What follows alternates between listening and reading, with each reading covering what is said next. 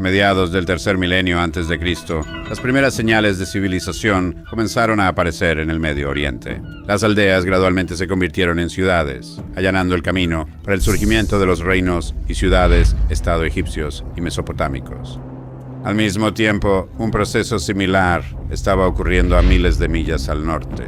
Centrada alrededor del río Prut en la actual Rumania, la llamada cultura Cucuteni-Tripilia llegó a cubrir un área de 3.000 kilómetros cuadrados. A diferencia de las comunidades de la media luna fértil, los miembros de esta cultura eran casi exclusivamente agricultores. Aquí en los valles fluviales de la Europa oriental templada, el pueblo Cucuteni se sustentaba con la agricultura, la ganadería y ocasionalmente con la caza. La división del trabajo aún no existe, mientras que las jerarquías sociales son relativamente igualitarias. A pesar de eso, la cultura Cucuteni es sorprendentemente compleja para su época. Para mediados del tercer milenio antes de Cristo, la gente de esta zona había establecido algunos de los asentamientos más grandes del mundo. Sus pueblos más grandes abarcaban cientos de acres y algunos llegaban a tener hasta 30.000 habitantes. Estos enormes asentamientos se construyeron en grandes anillos ovalados, orientados hacia la plaza central. Consistían en miles de casas y estructuras de madera que eran notablemente grandes para la época. Estas viviendas eran sorprendentemente similares en tamaño, un testimonio de los bajos niveles de estratificación social. Al igual que la desigualdad social, la guerra también parece haber sido una rareza en las tierras de la gente Cucuteni. Esta forma de vida pacífica y tranquila inspiró el instinto creativo de los locales. Pequeñas figuritas, con forma de cuerpo femenino, han sido descubiertas por toda la zona. Algunos creen que estos tótems femeninos representan a la deidad principal, adorada por el pueblo Cucuteni, una diosa de la fertilidad. Las personas de estas comunidades disfrutaban de una existencia relativamente igualitaria y pacífica. Sin embargo, esto cambió con notable rapidez y eficiencia. Las estepas de la Europa oriental, el año 3000 a.C. Justo al este de Cucuteni se encuentra la cultura Yamnaya. Altos, fuertes y belicosos. La apariencia y vida de los pueblos nómadas de la llanura euroasiática contrasta marcadamente con la de sus vecinos occidentales. En las tierras implacables de la estepa, la agricultura es una rareza, mientras que los choques armados y las incursiones son algo común. En estas tierras, hacer la guerra es un acto de devoción al clan. Aquí la guerra es un estado natural, una dura realidad ordenada por el Dios Padre Celestial, la deidad central de los Yamnaya. A diferencia de la diosa de la fertilidad femenina de la gente Cucuteni, el Padre Cielo es un símbolo de ferocidad y un estricto orden patriarcal. Los peces gordos de los Yamnaya, una casta de hombres guerreros, viven para saquear, para vivir. Sus comunidades están lejos de ser igualitarias. La sociedad Yamna está dividida según una estricta jerarquía. En la cima de la escala social se encuentra la clase guerrera, un grupo de hombres ambiciosos por obtener destreza militar y saqueos.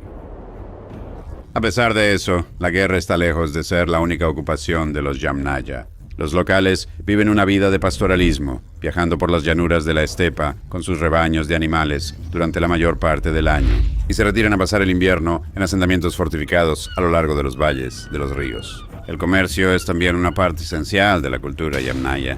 Los habitantes de la estepa comercian entre ellos, así como con sus vecinos sedentarios extranjeros, incluidos los Cucuteni. Sin embargo, al final del tercer milenio antes de Cristo, la relación entre las dos culturas estaba a punto de agriarse.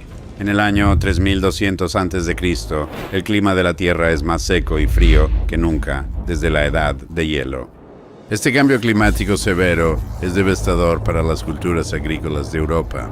Mientras la cultura Cucuteni entra en un fuerte declive, a sus vecinos nómadas Yamnaya les va mucho mejor, habiendo comenzado su expansión gradual desde el río Volga, alrededor del año 4000 a.C. Para el año 3000 a.C., estos nómadas pastores habían llegado al río Bug meridional, acercándose cada vez más a las tierras de la cultura sedentaria de Chepilia.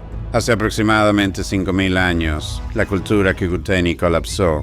Sus grandes ciudades se redujeron drásticamente en tamaño y su gente huyó, fue asimilada o directamente masacrada. Los locales relativamente pacíficos se mostraron ineptos para el nuevo clima y los cambios culturales. Sin embargo, sus vecinos orientales más resistentes perduraron e incluso prosperaron. Empuñando hachas de piedra y dagas de cobre, bandas de hombres, Yamna arrasaron la tierra de los Cucuteni. Los asentamientos locales grandiosos fueron arrasados o abandonados. Muchos lugareños se sometieron a los recién llegados, interactuando y eventualmente asimilándose a su cultura. Estos nativos también adoptaron el idioma de los Yamnaya, una lengua que los lingüistas modernos llaman proto-indoeuropeo. El amanecer de una nueva era había comenzado, la era de los indoeuropeos. La migración de los Yamnaya hacia la tierra de la cultura Cucuteni fue solo el comienzo.